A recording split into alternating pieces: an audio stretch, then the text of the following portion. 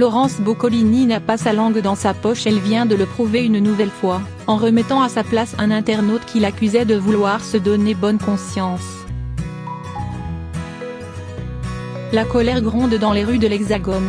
Depuis plusieurs semaines, le mouvement des Gilets jaunes manifeste contre la politique économique d'Emmanuel Macron. Dans son viseur, la récente augmentation de la taxe sur les carburants. C'est ainsi que ce samedi 24 novembre, ils étaient pas moins de 8000, selon les chiffres de la police, à défiler sur les Champs-Élysées.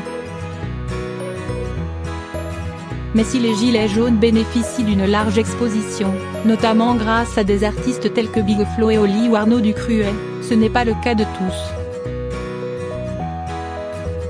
Nous étions en grève cette semaine, qui en a parlé infirmière oubliée, a déploré une jeune femme sur les réseaux sociaux, ce dimanche 26 novembre. Laurence Boccolini se fait méchamment tacler par un internaute.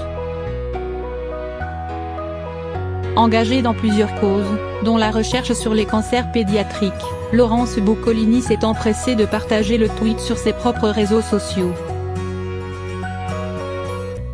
Jamais oublié, vous faites un métier incroyable et vous mériteriez le salaire qui correspond à vos compétences et aux heures passées à prendre soin de nous. Triste que les hautes sphères soient occupées à autre chose, a-t-elle même lancé en soutien à la jeune infirmière. Le problème c'est que, si bon nombre d'internautes ont salué l'engagement de celle qui a fait trembler les Français dans le maillon faible, d'autres l'ont accusée de jouer les fausses mères Teresa. Par contre vous, ça ne vous gêne pas de gagner 10 ou 20 fois notre salaire. Hypocrisie du dimanche pour se donner bonne conscience, a fustigé un tweeto à destination de l'animatrice de 55 ans. Manque de chance pour l'internaute, Laurence Boccolini n'est pas du genre à garder sa langue dans sa poche.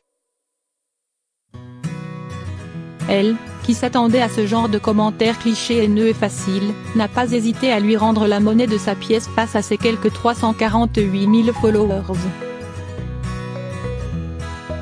Il ne me connaît pas et ne connaît rien de mes combats, laissons-le s'imaginer que je tweete depuis ma Rolls avant de rentrer dans mon hôtel particulier où m'attendent mon majordome et ma femme de chambre, a ironisé la future co-animatrice de Big Bounce Battle, aux côtés de Denis Brognard et Christophe Beaugrand.